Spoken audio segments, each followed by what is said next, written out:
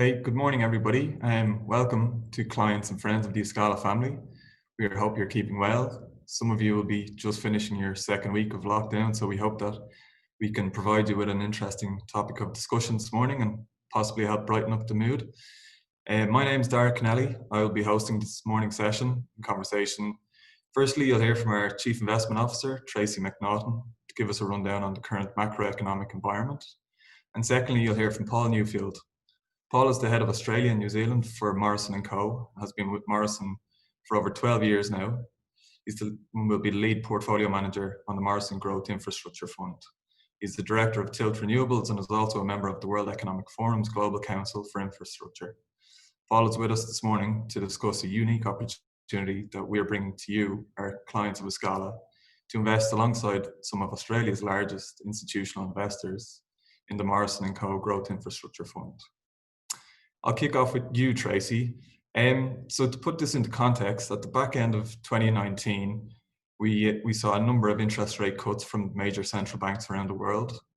And we began conversations here in Escala in early 2020 by discussing the implications of what was then considered a low interest rate environment.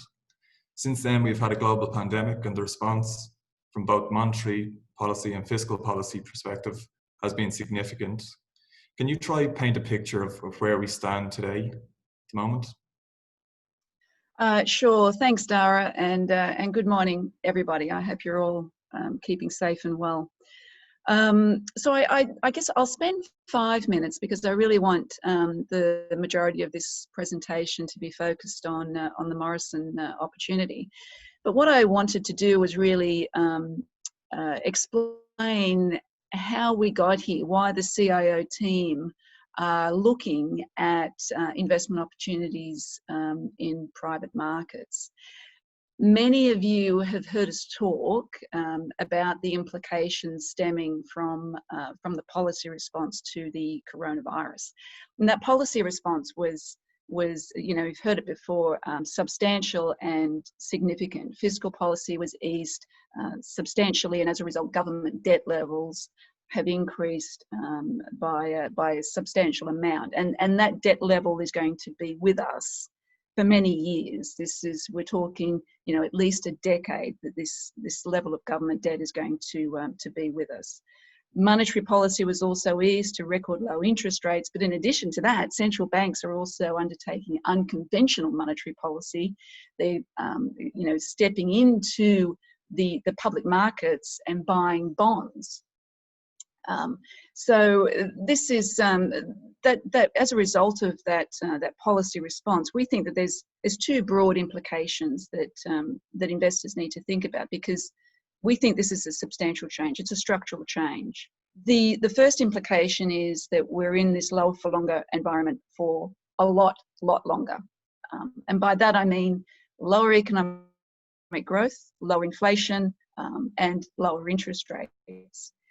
Whenever a government takes on such a substantial amount of government debt, it acts like a chain around the neck of an economy, and it slows it down. And you only need to look at the situation in Japan as an example of how excessive government debt can slow down an economy.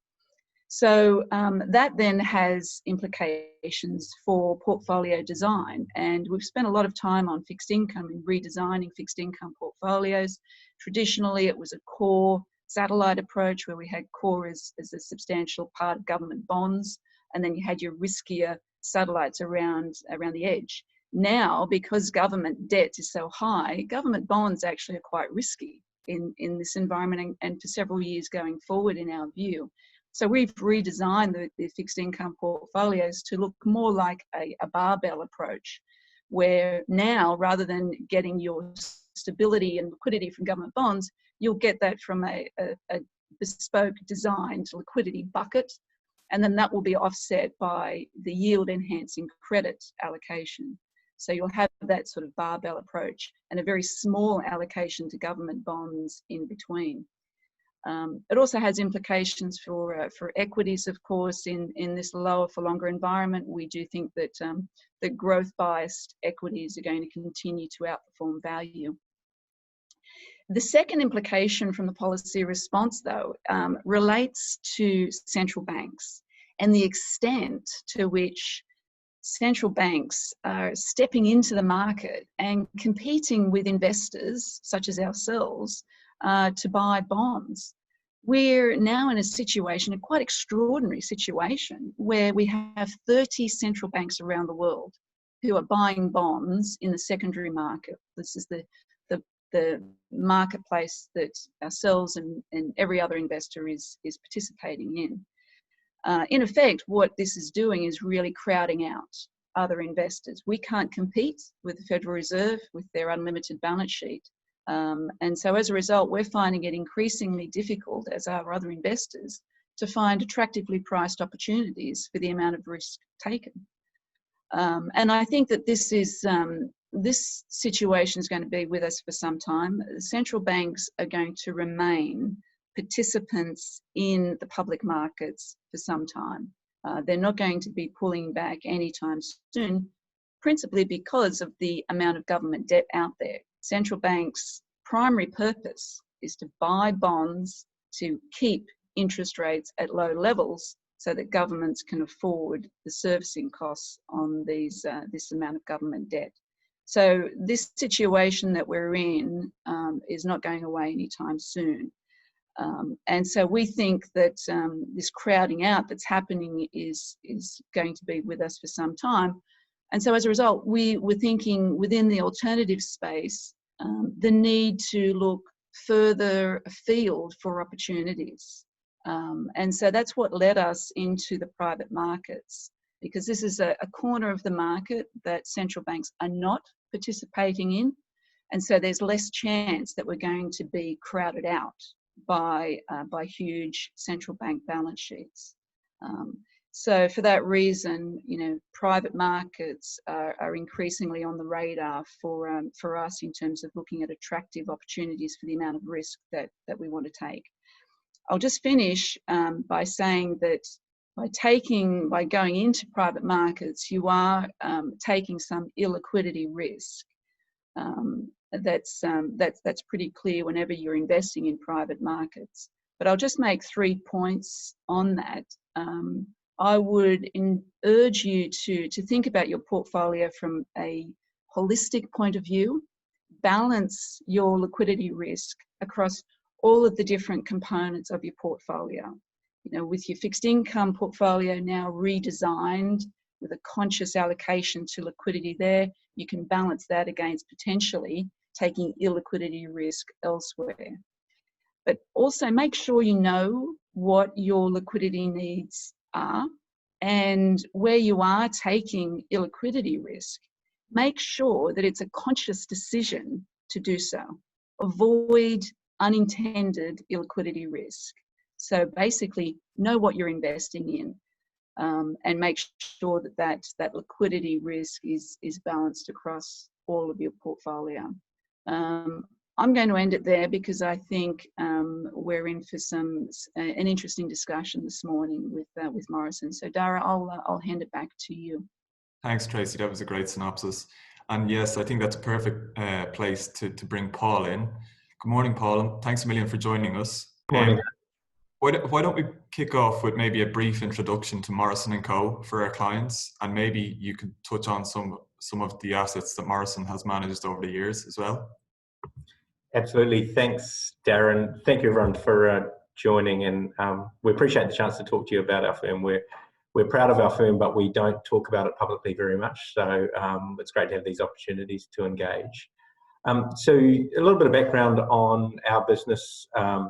We started in 1988, one of the first infrastructure management specialists in the world, and really that grew out of opportunity. So being originally formed in New Zealand and then expanding to Australia, just reflecting the fact that New Zealand and Australia were two of the first countries in the late 80s and early 90s to start letting private capital into the infrastructure space.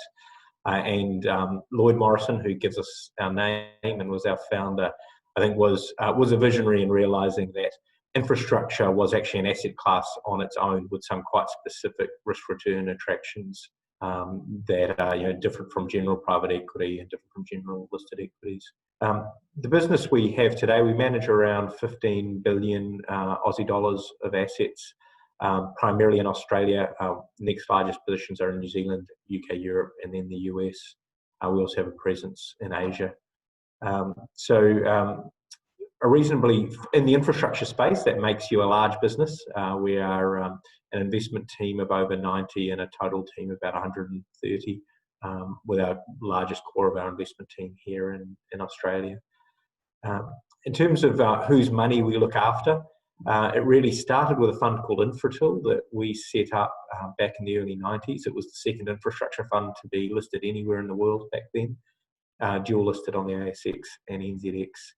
And really for us, that's been the core of our track record and our calling card. It's delivered returns, you can see on the page there, around 17% per annum, post fees and taxes for 26 years. So that's a fantastic record that has allowed us to build from there.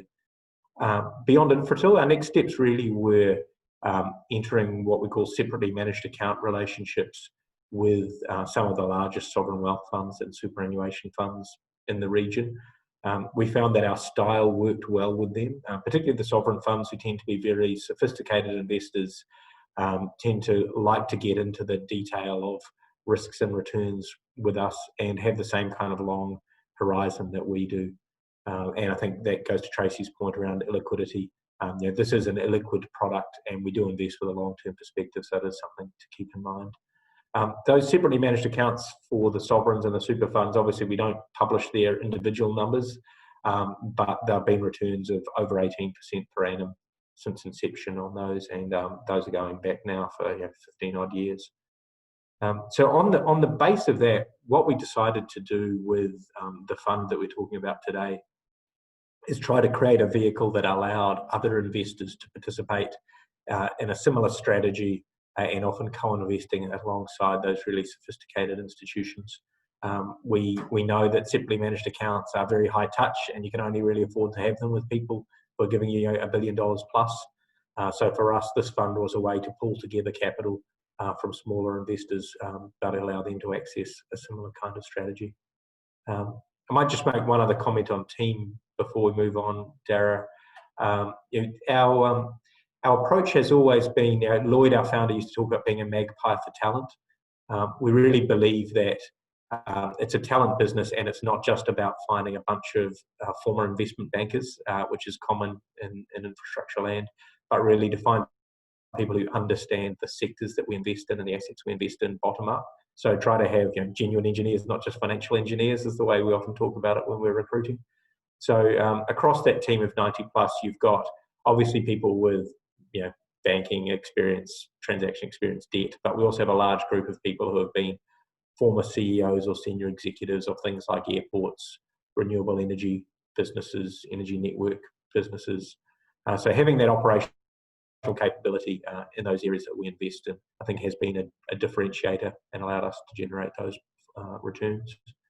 In terms of assets, we've invested in really across the full spectrum of infrastructure. So renewable energy, data centres, telecommunication towers. We're the largest owner of airports in the region. We've owned ports, retirement villages, public-private partnerships. So really the full spectrum of infrastructure assets in the portfolio. And maybe as we get on to strategy for this fund, Darren, I might go a little deeper on some of the sectors we've focused on now. Thanks, Paul. Yeah, that's perfect. And the global reach of the 90 plus investment professionals is something that really resonated with us when we were doing our due diligence. Another area that we were very attracted to this fund for was your sustainability credentials and Morrison's approach to ESG. You really kind of set a high bar for yourselves in this regard. Do you want to touch on sustainability and ESG briefly? Absolutely. So I would say, first of all, at the biggest picture level, the way we talk about our own business internally, we don't actually say we invest in infrastructure. We talk about investing wisely in ideas that matter. What does that mean to us? It means trying to find what are the really long-term needs of a society and investing in delivering those services with the belief that if you're solving big problems, you'll find a way to make good returns. and you'll find yourself generally on the right side of the political debates. So that's the purpose we start with. What we've been trying to do over the last couple of years is build in behind that ethos a whole lot of technical capability around sustainability. So a couple of years ago, we went out and hired John Collins, who was running sustainability for Lend-Lease. Our view was that they were the market leaders in sustainability and property. And we wanted to effectively establish ourselves as clearly the market leaders in sustainability and infrastructure. John's hired a fantastic woman alongside him, Olivia Pitt, who came from one of the major sustainability consultants. And what we've done is integrate them right into our investment team. So they don't sit there as a compliance department. They sit there in every meeting about deal pipeline, at every meeting around potential investments and asset management discussions, working out how do we make sure we're investing in the right things, but also that we are managing our investments to give the right outcome. So particularly for us and for this fund, there's a large focus on decarbonisation. As a house, we've for a long time had a view that climate change was real and was not yet being fully priced. And so if you can be early at adapting to that, you will make better returns, not just feel good about yourself. So we talk about investing in a Tesla, not a Prius. So you're trying to invest in something which gives you better return outcomes because of its sustainability capability, rather than it being a trade-off. So for example, in 1994, we started investing in renewable energy. We've made fantastic returns in that space, developed, I think, world-leading capability in it because we were starting from a view that this would grow. And then you find now that you just have advantages, others are catching up with that space. So again, as we talk about assets in the fund, I'm happy to talk about specifically how it works, but basically it's an integration in our asset management approach. Some positive screens, things we particularly look for, and then some things that we won't invest in for the fund. And I think as an endorsement of that approach, one of our cornerstone investors in this fund was Australia's Clean Energy Finance Corporation, so the sovereign entity that's focused on decarbonising the Australian economy. Thanks, Paul. I can't say there's probably too many investors who've been looking at ESG since 1994. So I think that really speaks to Morrison's approach, a very forward-looking approach and always thinking maybe 10, 20 years down the line, which really attracted us to working with yourselves. Before we get into the strategy of the approach, why don't we briefly just touch on the structure of this vehicle, how it's established and the way the particular details of it. Tracy already mentioned the illiquidity premium. So as a reminder to clients, this will be a 12 and possibly a 14-year lockup for clients. So do you want to maybe just run us through the key features of the structure of the MGIF vehicle? Absolutely, and I think Tracy started in exactly the right place, and it's really important to us that people understand that illiquidity and that they're getting into this with that working for their portfolios. We always try and work with aligned investors, and so certainly we would discourage you from investing if that liquidity issue is a problem for you. But key features, 12-year fund that can extend for up to 2 additional years, and the reason for that is if you get to the end of the 12 years and you decide there's an asset or two that you will get a better outcome from selling a little later, there's that ability to extend. The fund itself, to date, we've raised 505 million. As you mentioned, that is from large Australian institutions, so 2 sovereign funds in Australia, along with large super funds, and now we're having these conversations with folks like you, aggregators of high net wealth clients. So at 505, we're coming up towards a final close in the next few weeks. I expect we will land somewhere between 550 and 600. To me, that's a good number in the current environment. I was saying to our investment team, we're in a really lucky position to be sitting on dry powder at a time when the world is in its current state. I think the next 2-3 years are probably going to be one of the best vintages of our investing careers. So I think we're really lucky to have that dry powder. At the moment, we've invested around 100 million of the 505. Targeting 13 to 15% returns over the life of the fund. I expect there will be cash yield along the way as the portfolio matures. but ultimately people should be investing in this with a total return bias rather than just for a specific yield. Our experience with the Infratil portfolio, which is quite similar, is once these assets become mature, you might throw off a 4 or 5% cash yield, but ultimately you're looking for total returns that are in that mid-teen range. Other thing to be aware of in addition to liquidity is the capital call structure. So when you invest, you commit your funds and then we call the cash when we make the investments. So you do need to be able to respond to those capital call notices as they come and be reserving liquidity to meet those requirements. In terms of where we'll invest the money, we can invest under the mandate up to 100% in Australia and a maximum of 25% in other OECD markets. In reality, we've made one investment outside Australia so far, which is a renewable energy developer in Europe. I expect that we might make one more, and the bulk of the remaining investments will be in Australia. And when we say other OECD developed markets, where do we actually think we'll spend that money? We've got an investment team in Europe of 10. I expect they will get the lion's share of this. We've also done a lot in the renewable energy space in the US, so I think there's a possibility that some of it comes into that market. I don't think we'll be going more broader than that. And manager commitment, all important. We are putting our own money into this, and I should have mentioned we're a privately owned business, still owned by the founders and staff. So in our team, around half of the team are shareholders in Morrison Co currently, and between us we're putting 20 million into the fund, investing pari passu with our clients. And investments to date, we've made 3 investments of the fund, as I say, invested 104 so far of the 505 that we've raised. I'm happy to pick up questions or talk more about those assets later, Darren. Yeah, we'll definitely get to questions with regards to the assets. But to start off, why don't we just talk about the strategy and the team's approach to investing in this space? Sure. And we call it the Morrison Growth Infrastructure Fund.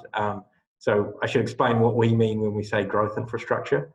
And this little Venn diagram on the presentation here is exactly what we use when we think about this internally. First of all, most importantly, we want secure cash flows.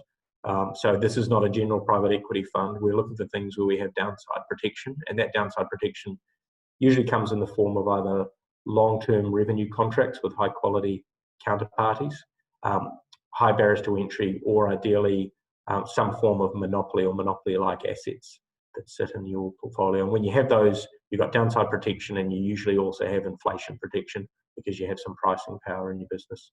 So we usually start with that and say we want to make sure that in our credible downside scenarios, we can still get to about an 8% return if the world goes really badly. And then how do you get from the 8 to the 13 to 15? We look for businesses that are exposed to secular growth drivers. So in our terms, the ideas that matter.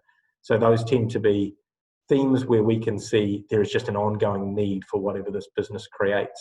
So themes like decarbonization, the growth in the use and storage of data, the aging population, growing reliance on healthcare, or circular economy, the fact that we can't just keep burying our waste or sending it to China.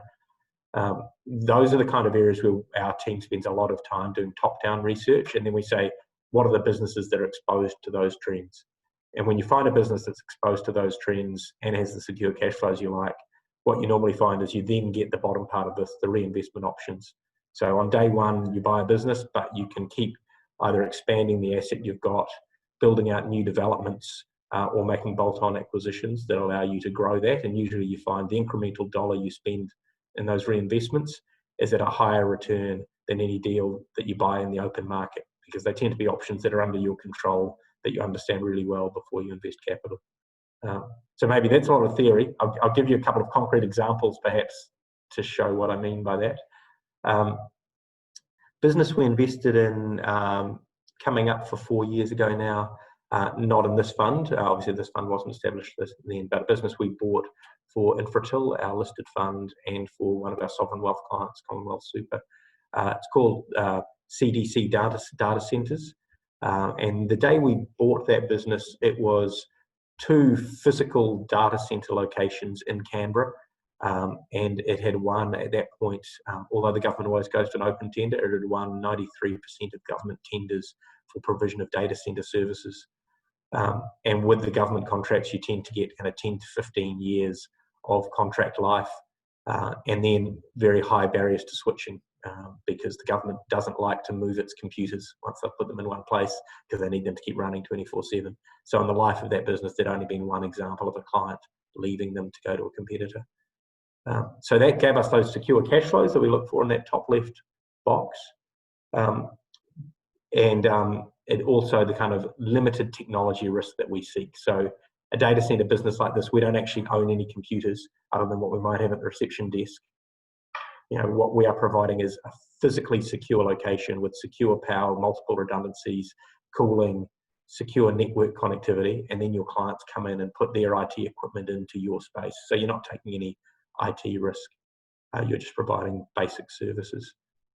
So all of that gave us the secure cash flows we liked, the low risk we liked, but then we could see that there was this really rapid growth in the use of data and an increasing switch from government agencies and companies keeping computers in their own premises to wanting them in this kind of safe, secure third-party environment. So what we've found, it really exceeded our expectations, but that business has been growing its top-line revenues 30 to 50% per annum, and has expanded from those 2 sites to multiple sites in Canberra now, plus Sydney, plus a New Zealand business. So very rapid growth because of that exposure to the top-down trend that we liked in connectivity and data growth. And that's given us those reinvestment options. So the ability to you've got one data center on your site, what you've got next door to you might be cheap industrial property, which doesn't have really high value use, but you find if you can buy the neighbouring site and keep expanding your data center, you're getting very short payback periods and very high returns on that incremental growth because your customers want to keep growing with you rather than go to the open market to tender for that. So that's an example of how those all come together. We bought into that targeting around 15% returns. As it's happened, it's delivered returns well in excess of that because the growth has just surprised us. But that's a good example, I think, to illustrate what we look for in this business. And happy as we go through questions to talk about each of the seed assets and how they hit those requirements. Yeah, I think that's a great example. And as you mentioned, this is a theme that yourself and the team have been looking at for years in the past. And data centers are kind of now reaching kind of mainstream headlines. So, it just shows the due diligence done and the extent to it by yourself and the team in the past. Do you want to touch on some of the current portfolio assets and the boxes that they ticked off, and why you've targeted these particular assets? Sure. So maybe to start with the themes, because that's actually how our investment process starts. We will spend a lot of time doing work on those themes like decarbonisation, data growth, healthcare, circular economy, trying to work out where they will create opportunities, and then going to try and find the businesses that are standing in the way of that demand opportunity, which I think it's a critical and different element of our investment process. I think most infrastructure managers tend to respond to what's for sale, and usually those large privatizations, which means you tend to be in a more competitive environment and probably a little bit less selective. So you're going through those themes and where have we invested to date, where do we see opportunity? Decarbonisation is probably the biggest one for us today. It's been going since 1994 for us with renewable energy. We still feel like we're in the early stages of that trend, and originally we started in New Zealand where you happen to have a lot of wind and rain and not a lot of coal, so New Zealanders started in renewables early and are already at 90% renewables. We took that capability to Australia in the early 2000s and then to the US and most recently to Europe. In this fund, we've set up a business called Galileo Green Energy, which is a European-based renewable developer. So taking the model that's worked well for us in all those other regions, hired a team which are veterans in the European energy space, and secured a pipeline of wind farm developments, actually first of all close to your heart, probably Darren, in Ireland, where we are taking advantage of the fact that Ireland, one, as an EU member, has got very strict decarbonisation targets it needs to hit, and also has become a centre for data centres in Europe. And those data centres consume an enormous amount of power, and therefore there's been a real boom in wind farm development. there. So we've secured a pipeline of projects, and the intention would be to build them out and then exit them once you have a portfolio that can be happily owned by much kind of lighter touch, less operationally savvy investors, folks like the European insurance companies who are really keen to own those low risk assets once they become operational. So that's Galileo Green Energy, one of our businesses in the portfolio today. Another portfolio company which plays in that decarbonisation theme, along with a broader theme around water, is Flow Systems. So this is an Australian, Sydney-based distributed utility business. So what we do is we provide the water infrastructure for new developments. So we've got 8 sites around Sydney, including the Central Sydney award-winning development around the old Carlton and United Brewery site that folks might know if you're from Sydney. Where what we do is we will reticulate all of the local water pipes. We will then take the wastewater and recycle it on site, and then provide it back to people in that location for use for watering gardens, flushing toilets, etc. We become the monopoly provider of water to anyone in that area, and we charge them the same rates that they would pay if they were connected to Sydney Water. Our benefit is obviously some of the water we are giving them is recycled rather than being expensive Sydney Water potable water, and also they pay wastewater charges like anybody else would, but we're actually taking that wastewater and turning it back into local water. That business also has a similar strategy in energy, where we become the energy provider for a strata for an apartment building, for example, and then we start to deploy things like solar panels, more energy efficient hot water equipment, bring down people's overall power bill, but lock in very long-term returns. So tend to get 10-year contracts to be the energy provider for an area. So again, playing into those themes around climate change, but getting secure cash flows along with the growth drivers. Final business in the portfolio, a business called Sundrop Farms. This is an asset which is a solar farm which uses concentrated solar power to then run a desalination facility that then runs water through a massive greenhouse facility in Port Augusta, South Australia. And then in that facility, you grow tomatoes which are sold under a long-term contract to Coles. So Coles have a take-or-pay agreement, fixed prices, and in fact, they even collect them from our gate, so we don't deal with any of the distribution costs. But for us, it gives us long-term secure contract, exposure to those trends that we like, and secure cash flows. For Coles, what it gives them is consistent high-quality product at a known price throughout the year, and they don't have to worry about climate change or bad seasons, lack of water, etc., which otherwise affect the price of tomatoes, which turn out to be really critical to Coles, because apparently good price, good quality tomatoes are what gets us all in the doors of the supermarket, and then we spend too much on all the discretionary items. Yeah, that's definitely right.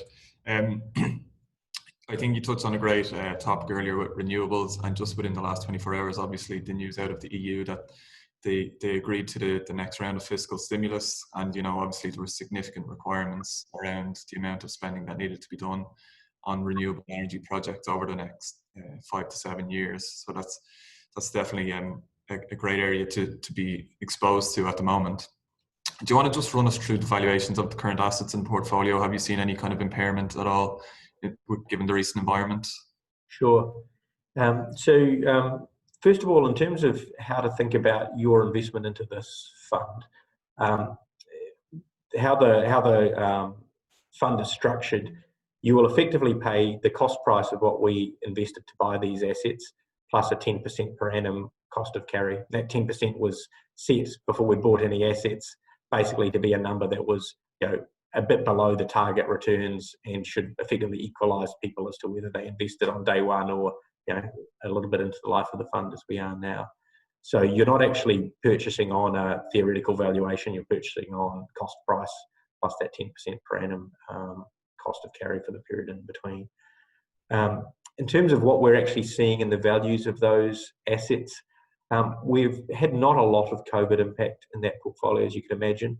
That renewables portfolio in Europe Really, the COVID impact was just, it kept things a bit slower for us. For example, we've got a Milan-based team who obviously couldn't get out of their houses for a period, but the renewables market itself has remained very active, and we've been able to keep securing pipeline projects and pushing them along, but obviously just some kind of team health and safety issues that we had to manage through the early stages of that business, not valuation issues.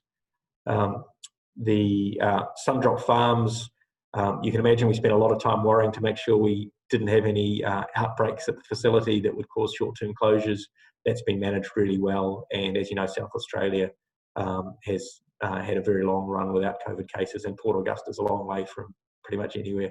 So we've got our way through that, but we're not taking our eyes off the ball in terms of how we manage the team on the ground there. And as you know, demand for tomatoes hasn't gone away. And in fact, even if it did, Coles would keep paying us for them, which is the beautiful thing in that contract. Flow Energy was probably the business where we had the most challenges, largely around a slowdown in the sales process for a period for the energy business. So while Queensland, which is where most of the energy business is active, was in shutdown, there was just a period where people weren't making purchase decisions. So that probably did slow us down 3 months plus on where we would have liked to have been. What we found coming out of that, though, was actually quite a beneficial environment where the government has actually loosened up a number of rules in terms of how you can sell to that market. And we're able to offer a product which is described as a customer support package, which actually has a lot of benefits to customers, but streamlines the process by which body corporates and stratas can sign up to new contracts. So we actually found as soon as Queensland came out of lockdown, we started signing some very rapid contracts there.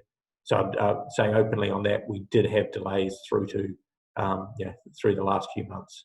It looks like the business is coming back on track nicely.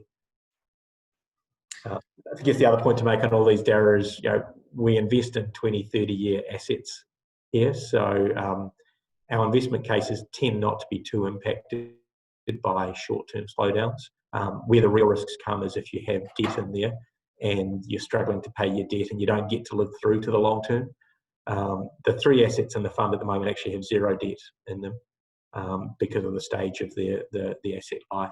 I imagine as they get more mature, we will start getting debt into them, but they're actually really nicely positioned from a balance sheet perspective going into this crisis. Thanks, Paul. And that kind of leads us into a couple of the questions that have come through. So you've touched on the portfolio companies and the outlook for those at the moment. The broader unlisted infrastructure market, what exactly are you seeing?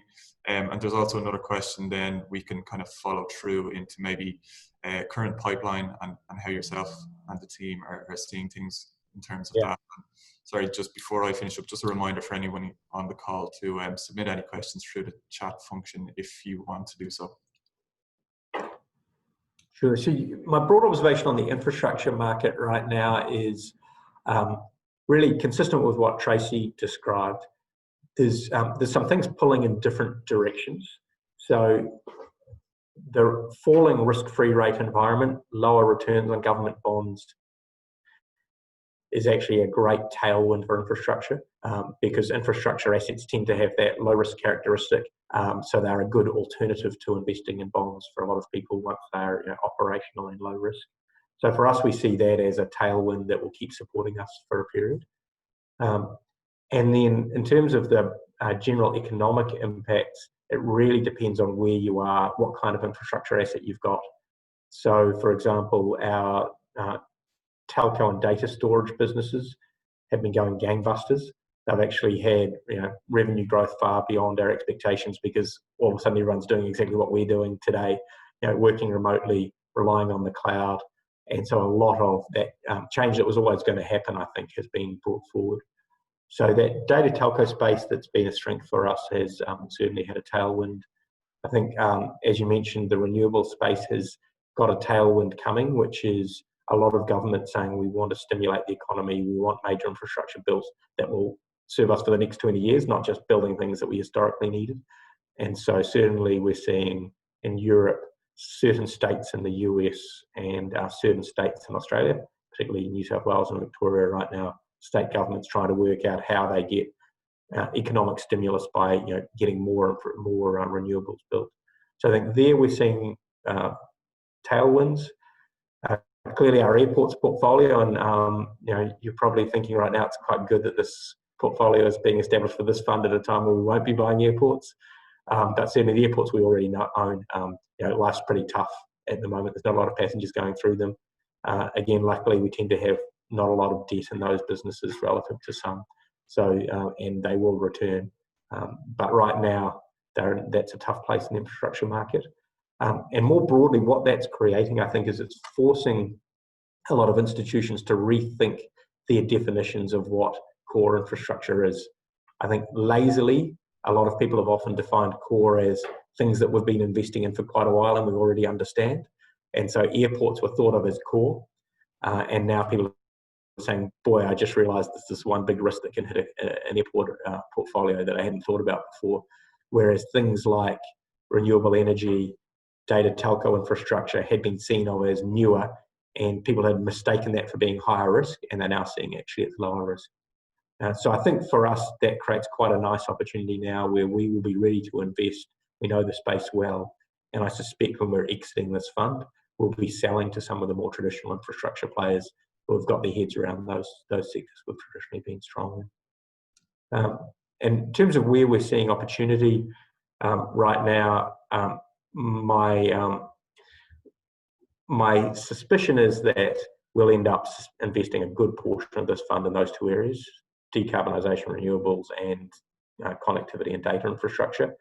But around that, I think we'll just see nice opportunities. So there are a lot of sales processes that got put on hold when we went into the first lockdown in Australia. As we're going into the second phases, I think some of those sales processes were supposed to be restarting. I'm quite hopeful that what we'll actually find is that people realise they can't run a normal sales process with all the competition that normally entails, and we'll have more opportunities to buy bilaterally. And for that reasons, we'll try to be opportunistic and just act quickly where we've got conviction.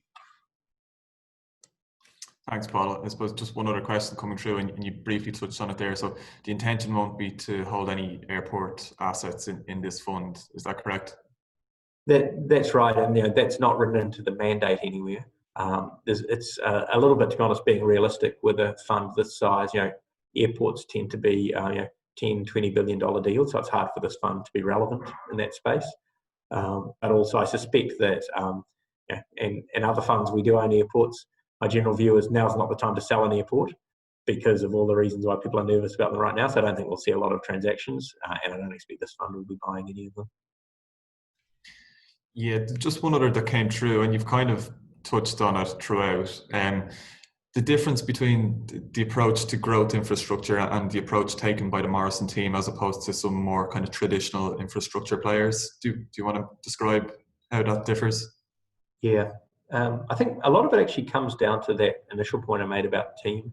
When we've got a team which comprises a bunch of really kind of sector-specific operating experts and a bunch of people from strategy backgrounds combined with investment professionals, more traditional investment professionals, we end up with an approach that's quite top-down, identifies sectors we like, and then tries to pick the eyes out of the assets you really want to own, and you just go up and try and buy those assets. So that data centre business I described, we spent 2 years trying to understand data centres as a sector, decided the place we really liked was sovereign data centres that served government. We then found what we thought was the best business, and we went and approached the owners and managed to buy it in a bilateral deal. That tends to be our approach. Yes, we play in auctions at times, but we try and do as much work up front as we can to identify the things we really want to own rather than just responding to what comes up in the market. I think for traditional infrastructure players, particularly when you're running really large funds, when you're running an individual fund that might be 10 billion or 20 billion, and each deal you do, you need to be putting $1 billion or $2 billion to work, you're much more limited in what you can respond to, and it tends to be really large privatisation processes. So you're turning up when the government wants to privatise the electricity networks alongside every other infrastructure player, rather than being able to kind of pick the eyes out of where you see value. We'll wrap up shortly if there's no more questions. Just one on valuation, Paul. So what will the approach be to valuing the assets in the fund? When were they most recently valued, and what will the frequency be going forward? Sure. So we run valuations every 6 months, which are done by independent valuers. So that is typically our KPMG, PwC, etc., where they take a valuation model that's been prepared by a management team, interrogate it, assess it, and then come up with a valuation. So we'll keep that practice going, and there's a June 30 cycle underway currently. But again, I would emphasise this fund is an illiquid fund where you should be assuming you're exiting when we're selling these assets rather than exiting based on an independent valuation, which, by the way, I think is a good thing, because what we tend to find in the infrastructure market is those independent valuers take a very conservative approach. They don't want to get these numbers too high. And for example, every independent valuer at the moment is assuming a government bond rate, which is 3 to 3.5%. And when you actually look out there, you see that government bond rates are actually about 1%. So they tend to be conservative and try and follow the market rather than set the market. So yes, you'll get those updated valuations, but what you'll actually access when you exit your fund will be the proceeds when we sell it in the open market rather than an independent valuation number. Thanks, Paul. We'll just wrap up one final question then. So with regards to renewables, do you see the potential for lower returns given lower energy price environment? And then also just if you could comment on potential curtailment issues in solar development as well. Yeah, two great questions there. So energy prices, and particularly the delivered cost of renewables, have fallen massively. To give you an example, it was only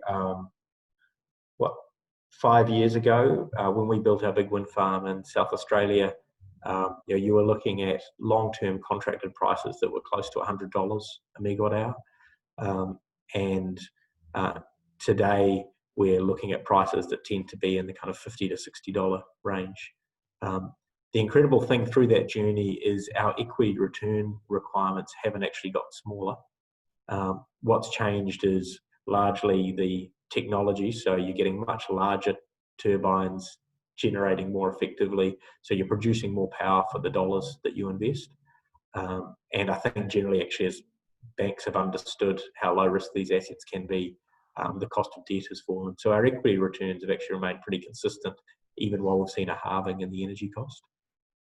Doesn't mean we don't worry about competition, obviously, and people crowding out, but at least to date we've found we can deliver those low cost energy solutions without crimping our equity returns. Curtailment is a very real issue to the second question, and just to explain that to folks who are less close to the energy market, when you build a wind farm or a solar farm, there's an amount of output you can generate, but the grid can come under pressure. For example, as people build more of the same thing in the same location, the actual power grid might not be able to absorb all the energy that you are producing. And so we've particularly seen that in Australia in solar, where we've seen projects built, not anticipating that more people will build more projects, and therefore a curtailment of how much of your energy you're able to sell. So you plan that there's enough strength in this network to be able to take on all the electricity I'm going to produce. But the thing about solar is it's highly correlated. Every solar farm produces when the sun's shining, so it all starts at the same time of the day and ends at the same time of the day, and that causes issues for the grid and therefore curtailment.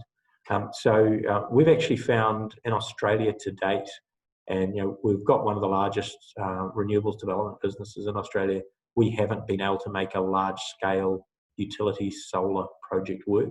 So where we've done solar, it's been in those smaller scale developments or things like supporting that sun-drop farms business, but just generally utility scale selling into the grid, we haven't been able to make work because I think we've taken a more risk-averse approach on curtailment.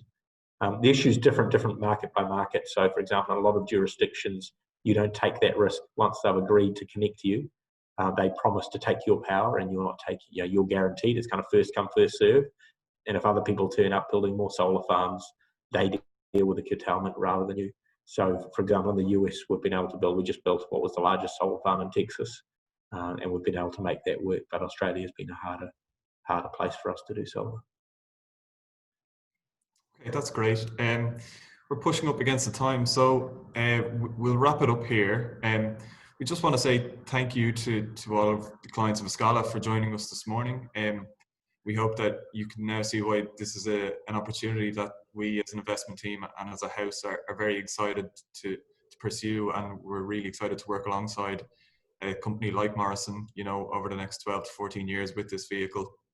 And also just a reminder, it's business as usual here in Escala, you know, wherever we may be logged on at this time. So if you do have any questions, please do reach out to your advisor or a member of their team. And with that, I'll just thank Paul and Tracy for their input today. And thank you very much, guys. We'll finish up here. Thanks, everyone. Appreciate your time. Thank you.